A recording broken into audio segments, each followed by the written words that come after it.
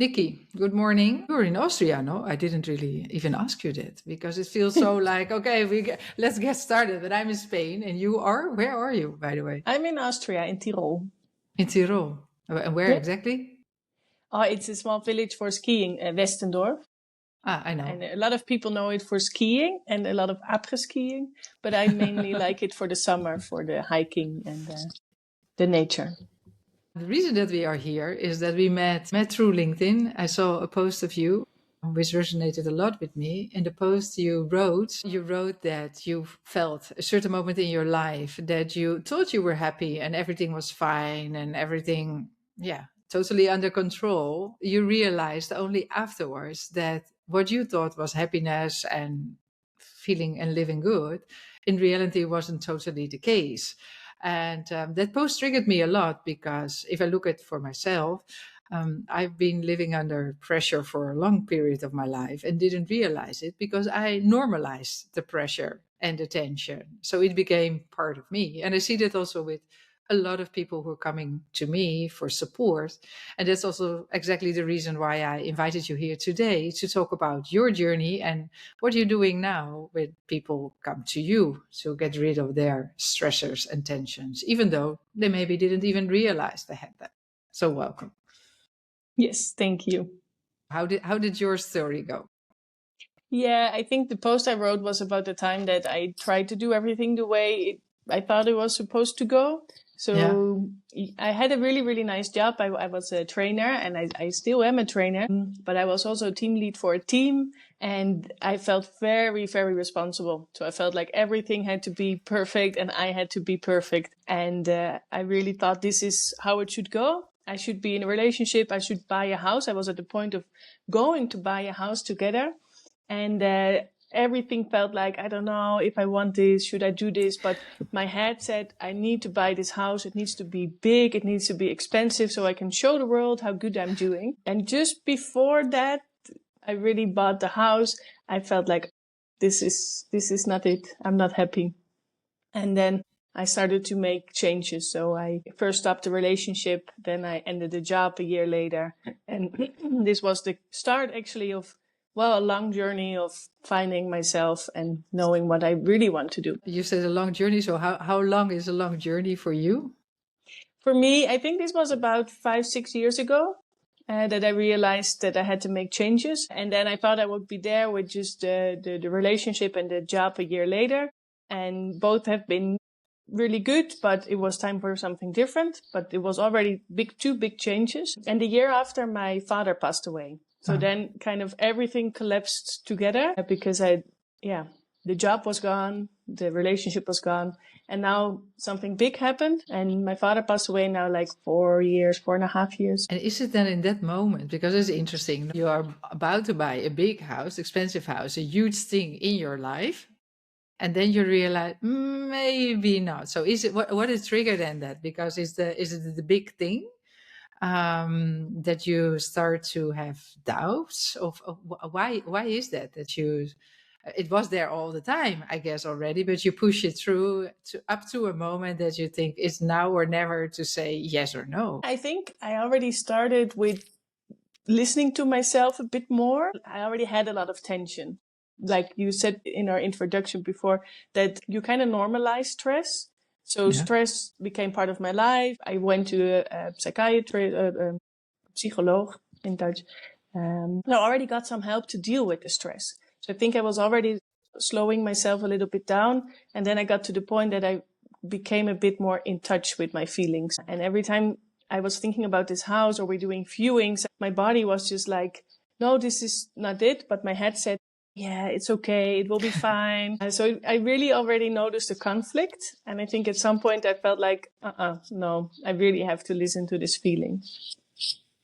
I recognize it a lot, and it's very brave from you that you listen to the feelings and make all these changes, then basically following one to the other. Looking back at this now, because now you step out of it, what could you have done basically earlier to recognize it? Because you were already for a long period on this track, which was maybe not your track. That's a hard question, because when you say it's not my track, actually the things that comes in mind is like, maybe it is my track. because could be, yeah. Because I did always find a job that really suited me. So I started off in an office job for 2 years. And after 2 years, it was very clear that it was not my thing. So I already made the change then to become a trainer. And now I also guide people here in Austria with helping them to make choices for themselves. And I think that these two combined really also guided my path, actually, now that this is the way I go. So I'm not sure if I really could have done something different. I'm not sure. So the learnings and the experience from the past help you to get a clearer perspective on where your road or is really leading to you. I sometimes feel that society already pushes you in some way, and at that point you're pretty young and you don't really know that this is you or not. So you also want to try it out. So when I was in university and had to start my first job, I didn't feel like I didn't understand. It was like, why do all these people talk about these jobs? And I don't know. It didn't feel right for me, but I also thought, oh yeah, well, apparently this is the way to go. So I think this is also just how it is normal to be. You go to this job, you start it, and you also have to figure out if it is you or not. And the people you meet or come to you in Austria are on a similar path, having those questions and thinking, or they just want to have a relaxing holiday in Austria. So what is the reason why they come to you?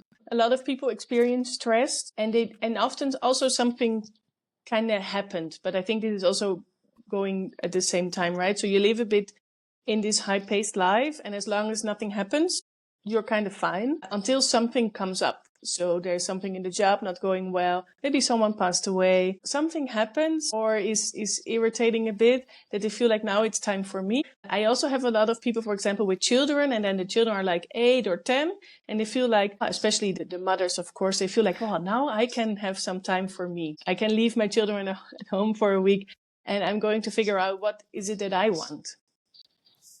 Yeah, and the question I'm still wondering then about, why does something big need to happen to realize that you are the priority? Oh, yeah, that's a good question. Yeah. I think in general, people don't change until there is some sort of pain or something not going well. So the old behavior creates always enough positivity in a way, whatever that is. It can also be the status and the easiness or comfortable way of living for people not to change. I guess so, yeah. Something big first needs to happen before you make changes in your life. Yeah. And I think as long as things are comfortable enough that it is easy to, I think that the feelings are there, or maybe you feel a bit like, I'm not sure.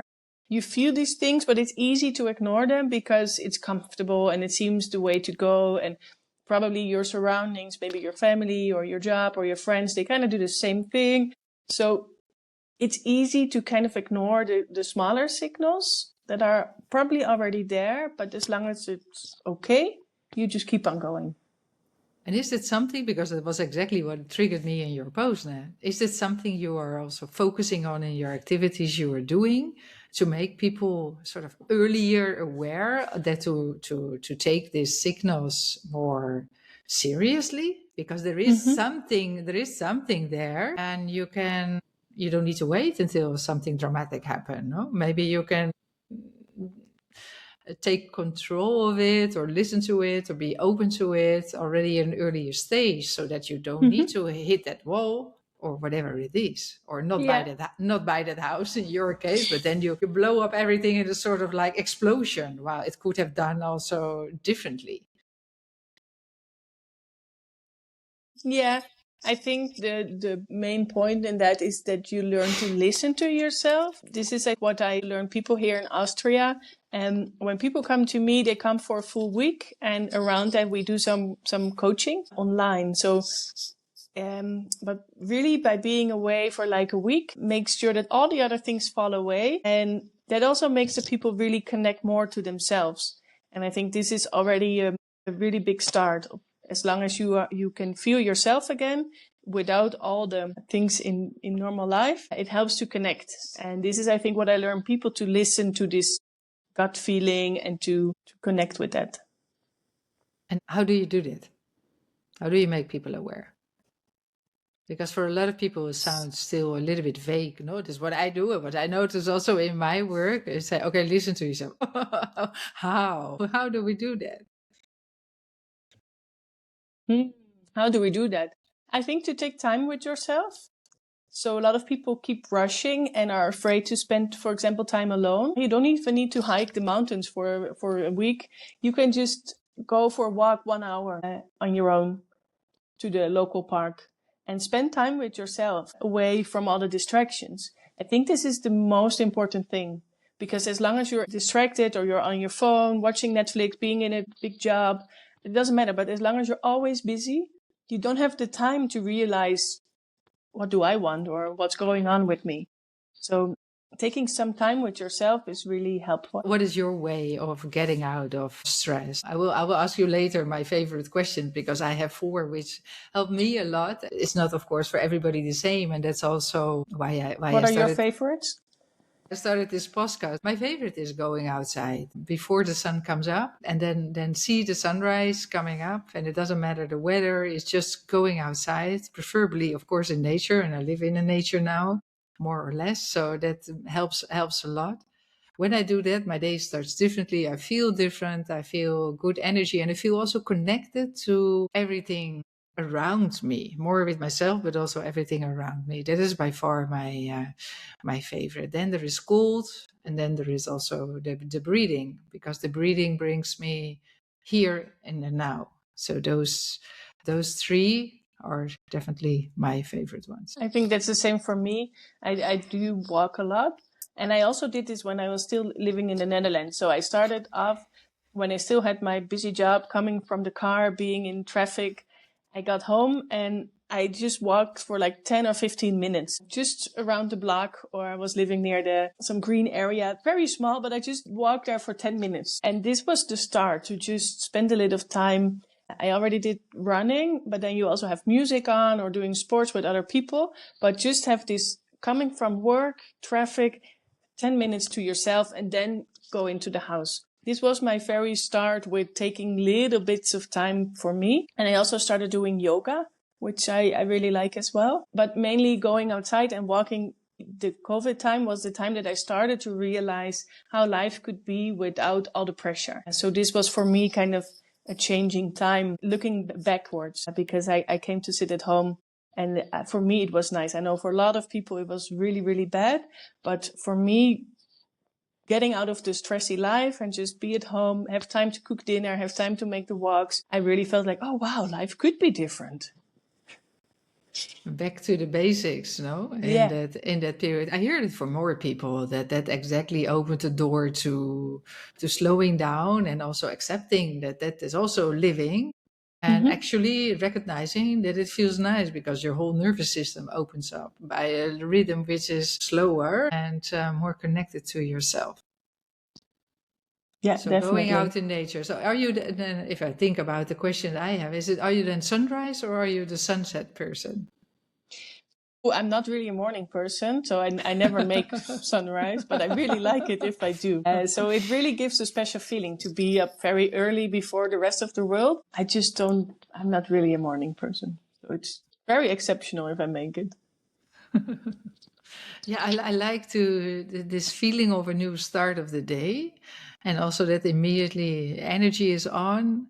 And I notice that I get also then want to go to bed early, because I like to wake up early. It's a sort of different shift. So for you, the sunset. And if you need to choose mountains or sea.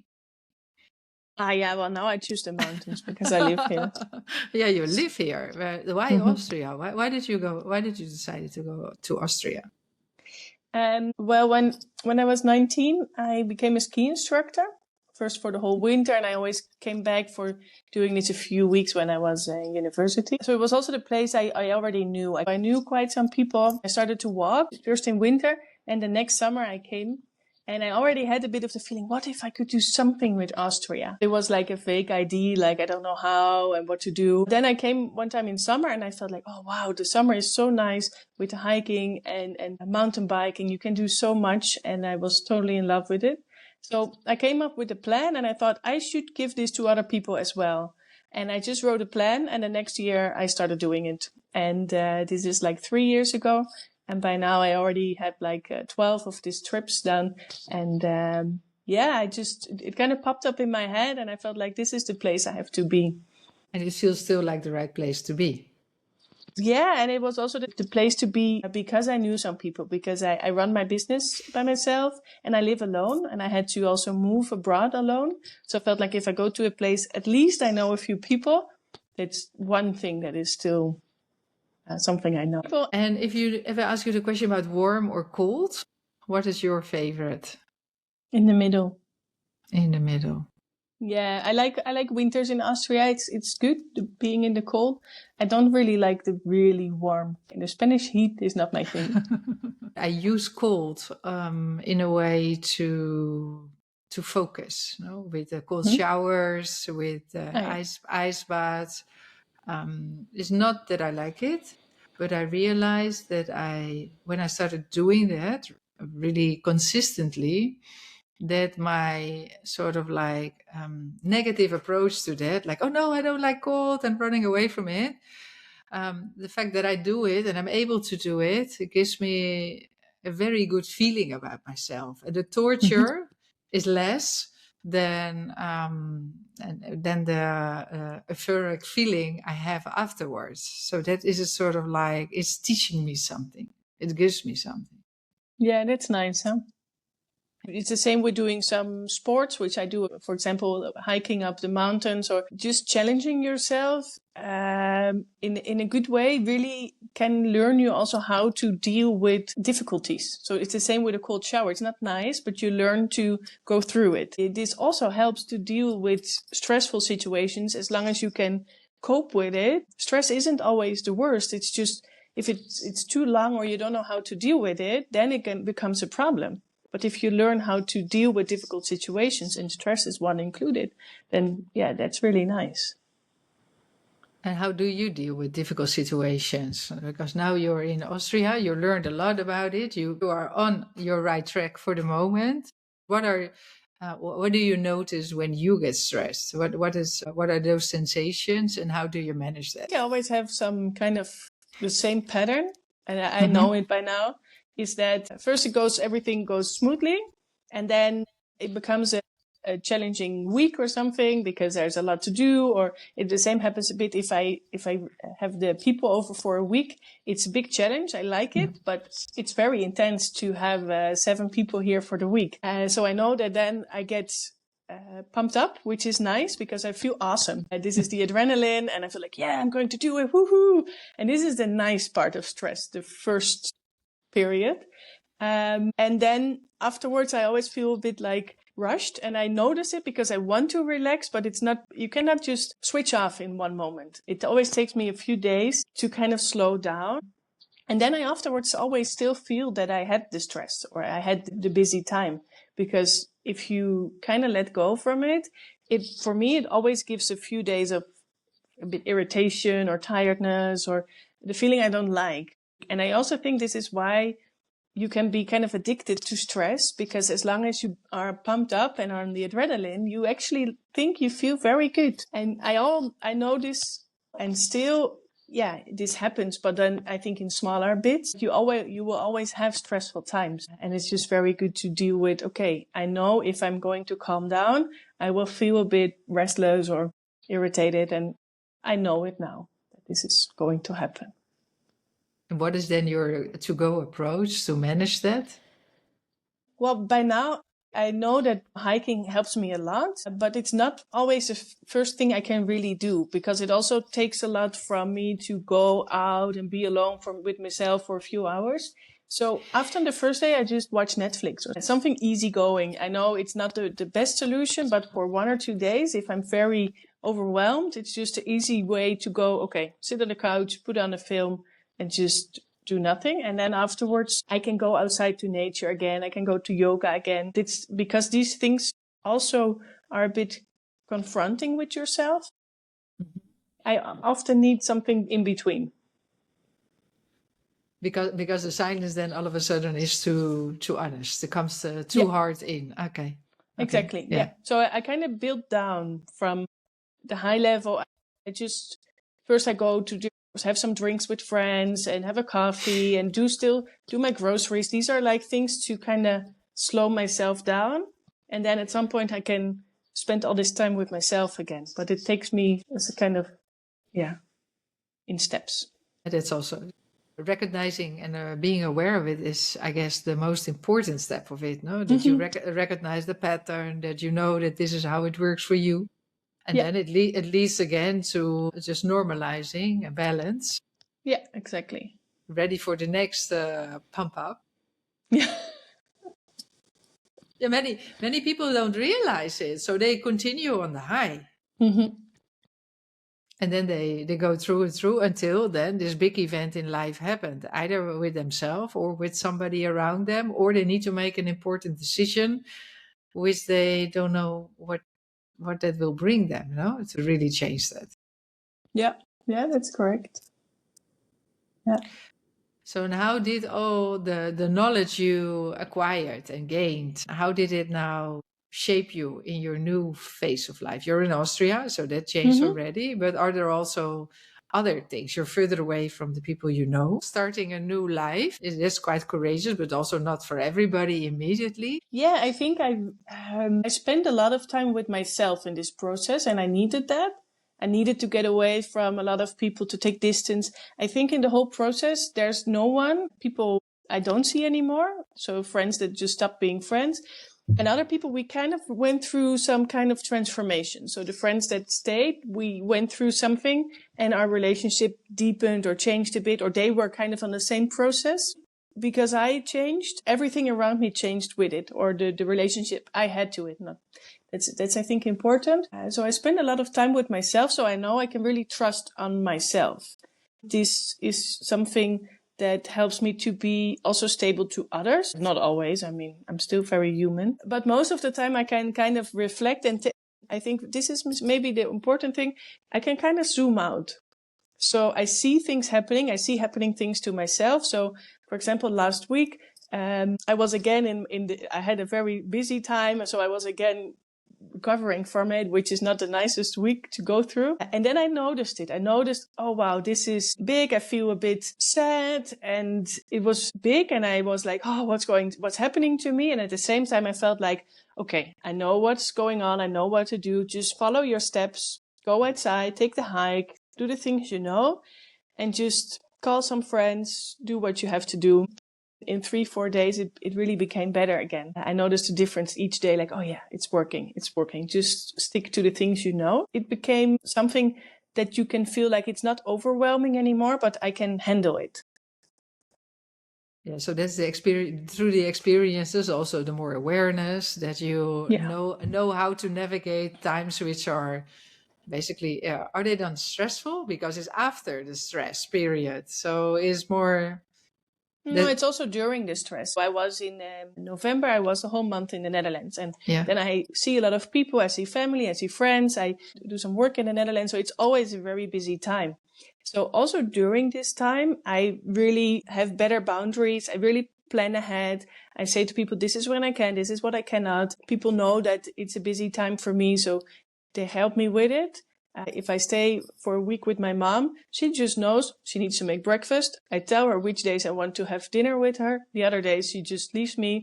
And I think I can communicate better about what I want to do, what I can do, and how I want to do it, which also gives a lot of clearance to others. This is also helping during times that are a bit more stressful to know, okay, this is how I'm going to deal with it. Do you then also get better feedback from others? Like from when you're staying with your mother, your relationship could also have been changed because of that, no? Yeah. Yeah, definitely. Yeah. I noticed that people actually are fine with it. Is you can really communicate how things work well without pushing it, but just saying, oh, I would like it this way, or is it possible we do it that way? People actually find it also nice because it's pretty clear. Yeah, so that's also an interesting that we always try to adapt to the other. I talk in general, while we don't even know what the other wants. So it's Exactly. better that you adapt to what's important for you. You communicate that, and then you can agree or not if that feels also correct for the other. Yeah. Yeah, and I also ask it to the other one. So I say, okay, for me, this or this could work. What is your preference, or how do you see it? And then they can give me the same thing. Yeah, so the communication by boundary setting and also your communication and relationships do improve. Yeah, definitely. Yeah. When you always look for solutions outside of yourself, or when you look for blaming that situations are happening to you instead of taking control of it, that creates also tension and stress. And we talked in the beginning, before we started the recording, that people maybe think they are stressed, but maybe underneath there is something else which is causing this stressful feeling. The relation between stress and authentic leadership, of natural leadership you talk about. Stress is blocking a lot of that, because if you don't know what you want or what your way is, stress is blocking that. So you cannot lead anything, or at least not in a natural way. You can lead a lot, but it's always based on a protocol or something you learn outside yourself. So only if you are able to look at yourself and be honest to yourself, I think you can also lead natural yourself, but also if you lead a team or anything, it's the same thing. You said people looking outside themselves. I think this is very true. And it's also a bit how society works now. You see an Instagram video which says, if you follow my 3-day course, you have a quick fix for everything. Well, yeah, I would be very nice, but I think it's not working that way. It's a kind of the promise that is made a lot. If you do something small, you will have a very big outcome. Sometimes finding something outside yourself is the first step. It's the same reason why people go to you, because finding calm in yourself or in your own hometown is a bit difficult. So it sometimes helps to find something outside yourself as a first step. But it should help you to find your way to yourself and not a quick fix. And when people come to you and then they go away, how do they keep this calm, this taking more ownership? How do they, whatever they learned? I see the most is that in the beginning, it feels like a lot of things are going on. So people say, yeah, there's something with my family, there's something with my job, there's something.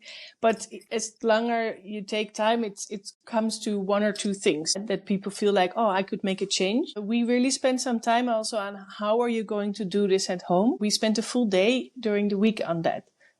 And so what is it that is your normal pattern? And what is it that you could do to keep yourself on the new path?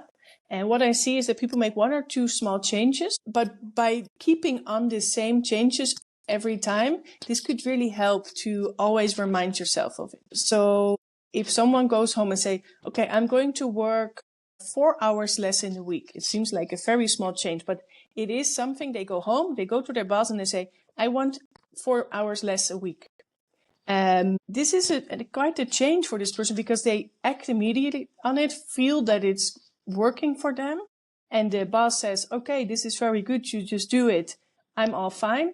They have a small success, and with this feeling they continue.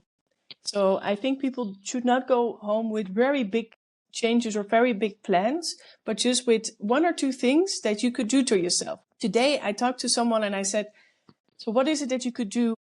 The next trip we have is end of January. So we have the kickoff meetings now. And I said, okay, what could you start doing? And she said, I could take a dance class. This is something, it gave me so much fun. I'm going to look for a dance class. I think that's just enough for now. And then we will do more when she comes to Austria. But sometimes doing such a small thing, going for a walk each day, 30 minutes, making yourself a good lunch every day. It reminds you every day, if you eat the good lunch instead of the peanut butter sandwich on the way, you make something nice for yourself at home, you bring it to work, you eat it. Only this change could remind you every day to take care of yourself. That kind of changes already help a lot. So I hear taking care of yourself. That is as the key thing, and how as little as possible, because this little tiny effects generate positivity. It's also easier. I say easier because nothing is easy. easier to continue with it. So consistency is very important. And by that, because you feel good about yourself, you will also be more rewarded or more happy to continue with this good behavior, and then eventually add on other things. But going slow, consistency, and taking care of yourself are the three things which you send people home with, or already before they come to you. People in general are way more happier when they take care of themselves, no? Yeah. And this also is what I'm thinking of. You asked me before, like, what could I have done differently when I was younger and had been in stress? By then, I didn't know that I could take better care of myself because this wasn't learned to me. I worked in environments where hard work and going always a bit over your limits was good. It's quite hard, but the main thing is to realize that you can take care of yourself, that you can be nice to yourself. If you start doing that, you will find out what is important. That is also true. It's education plays a big role in how you approach things in life. Yeah. If you have not learned it, okay, then you still can get exposed to it, no, by the stories from others. But it's also very hard. I guess it was not easy also for yourself to be nice to yourself. So how did you start doing that? Well, with the 10-minute walk after when I got at the car, these kind of things, signing up for yoga. I noticed that my mother was here for the holidays and she needed to do something. And the needed to do was all related to cleaning or whatever, organizing the house, something in the household, doesn't matter what. And I said, Mom, I prefer that you read a book and enjoy the nice weather than that you are cleaning my house here. No, it's not needed. But she said, otherwise I feel worthless. I don't feel worthy. I said, but you are, even by being here, that's enough. So that made me reflect also on my own behavior, of course, because I've been raised with that approach. Exactly. Also, you need to do stuff first before you are worthy. And I think there are many people are that. You said your generation. I guess we are not even the same generation. So I am sort of like, gee, does that then continue with this imprint? Is that maybe the Dutch way of doing things? I don't know. It's really a question. Do you see the same behavior in foreigner people, or are your clients mainly Dutch people who come to you? My clients are Dutch, yeah. Your clients are Dutch, but do you see the same in Austria, where you have friends also? Now I live in a small village, so it's a bit different. I think in the city the same things happen, but people grew up very much in nature. Oh, yeah, that's true. I see a difference that people grew up more with nature, a bit more with, I would say, just basic healthy food. Well, which is healthy because, I mean, they do eat Wiener Schnitzel here. Growing up in nature, being more outdoors, it's more in the culture here because of the nature. That's the difference. And they do work a lot, but they just work here in the village. They work simpler jobs and they could work maybe 70 hours a week, but it's just the same thing, very clear, not being always online. So they're more present. They live more in nature. They do what they like to do. And they don't also need to switch off because they are the whole day already out there. And when you're more in nature, you live also, it's my belief, more in relation to your own nature because it's all reflection of inside, outside. True. Yeah. You said already a bit about stress. The stress can also be good, but is there still something you would like to address about how your perspective on stress has changed? You get to know your own stress pattern very well. You know what you need to do to balance it out. But sometimes you don't have 4 days, I guess, to really level down.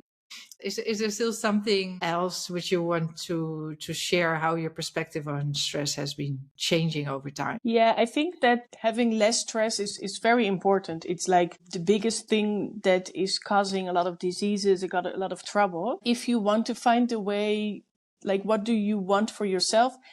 You often come, the same you said about your mom or how you're raised. So you learn, you need to do something to be valuable. And this belief is not just a way if you stop being stressed. So if you want to change a bit what is underlying, you need to do a bit more than just go hiking. I mean, talking or having coaching or to realize, hey, why am I doing this is also necessary, because you can just get away the stress, do less, but it's not always the answer to everything. And it is just one of the things you need to do to have at least room to find out more about yourself. Yeah, when you're not living in line with your values, or when exactly, then that creates tension and you get stressed. But first, of course, is to understand the not living in line with your values part also. Yeah, exactly. When people come to you, you also approach that part, I guess. Definitely, yeah. Because we really do coaching in it as well. We have a lot of coaching talks and group conversations. So nature is one thing, and being active, but also really dive in, like what's going on, why do you do the things, what are your patterns, how do you block yourself in things. We address that as well. Yeah, to dare to speak out what you really want, and then also see if you can act to that. I work a lot with values and see what you say is important for you, if that's also reflected back in the life you're living now. For many people, that's totally not the case. I work a lot with breathing and with which helps me always to feel present. And I wanted to ask some questions about how do you feel stress or distension in your body? If you notice your breathing changing, if you notice something in your body when stress hits, what are the signals, the first signs when you feel really that things are off track? My breathing changed a little bit because I breathe a bit more short and in the chest. Mm-hmm. And if I take time to do breathing, I notice that it could be also in the belly. I'm like, oh, it's not there anymore. So this is one of the signs. I also notice it, for example, with eating. I eat a little bit faster. I'm like, oh yeah, I need to finish it, but I'm not really in a rush. But these are small things that I feel like I'm rushing things why I don't really need to be rushed. And it's the same with eating, with breathing, with talking. It could be the same as well. You feel like it's the same like being a bit nervous. So you talk a bit higher up and a bit quicker, maybe faster than if you do that differently. Yeah. So normally that happens first before you realize that you are stressed. The body always is first, and then the mind starts to follow that. Yeah. So what is it then that you naturally try to slow down all these things? So what do you do when you notice that? Sometimes, but I also try to learn. For a long time, I thought all the stress was bad. So I got mad at myself for being stressed. And I figured out this is not working. So now I try to be more relaxed about it, that sometimes it is a stressful time. Or I feel it, I'm like, oh, I'm a bit stressed. Well, okay, maybe tomorrow is better. And of course I can do some breathing, or I try to say, okay, I need to go for a walk today. But by making it a big problem, you get actually more stressed. Or this is my experience, like, oh, I cannot be stressed. And then, well, it's not really helpful. Acknowledging how you feel, that's also to do with awareness, evidently. And when you know that you are stressed, and there's also a reason for, all good. No, the big problem starts when you are stressed and you don't know, because it's normal that you go super stressed through your life. Blaming yourself for being stressed, that's normally not really a good way to go. So are you doing at the moment exactly what you like to do? Are you in the right place now? I think so. I made quite some big changes in the last 2 to 3 years. So I also feel, because I really build up everything again. This is how I feel with living in Austria and starting my own business, changing. Well, I still have some friends, but some changed as well. That you can also get kind of addicted to the feeling that you need to change something. And I feel now that I'm not totally sure. I like what I'm doing. But you can never be too sure that this is it. When is something really it? And so I also feel that if I make a change now, and it was quite a lot, to give it some time. I'm not very good at that, but I try to give it time to also let it exist, to just let it be. And I think that's very important as well, that if you notice that something is not right in your life, it's good that you make a change. But changing all the time is also not good. Always being on the lookout for what's better is the opposite, actually. So I think that's also hard to balance sometimes. Like, when do you need to make a change, and when do you just have to go through it and accept that life isn't always the most fun all the time? This is also a challenge. I'm in the millennials generation, so this is, I think, our topic for life. You get addicted to change and always something new. And the excitement of starting something up is always, I don't know, is super powerful. But it's a little bit like rushing through on chronic stress and on the Exactly. adrenaline. So it's very nice that you say, okay, let's consolidate what there is now. For now, I'm good. No, you never know. There's a whole life in front of you. So you never know.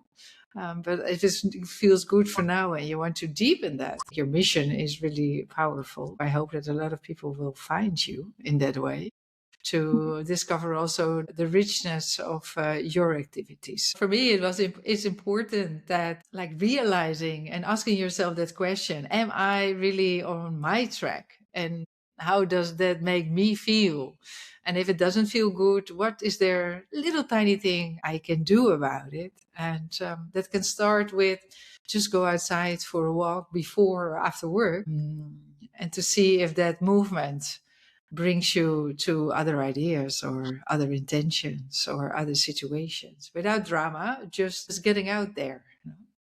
Yeah, definitely. Thank you for your time then, Nikki. It was really thank you for having me here. lovely to talk to you and to get to understand more about you and your mission. Yeah, nice. Thanks a lot.